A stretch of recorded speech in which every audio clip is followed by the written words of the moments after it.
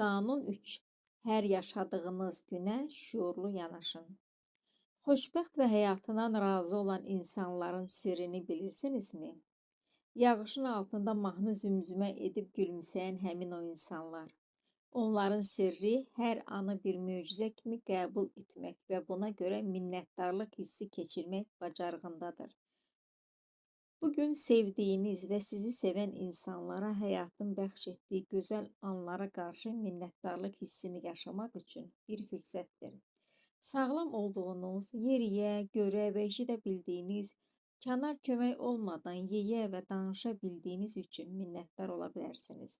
Bu siyahını sonsuza dək davam etdirmək olar. Hər günün sizə nə qədər hədiyyə gətirdiyini və əslində nə qədər varlı olduğunuzu hiss edirsinizmi? Adət etdiyiniz və adi saydığınız nə qədər möcüzənin olduğunu dərk etməyə çalışın. Eyni sözləri sizi əhatə edən insanlar haqqında da demək olar. Onlara öz-özünə başa düşülən bir şey kimi yanaşmaq olmaz. Qaliblər hər günü unikal bir şans kimi qəbul edirlər.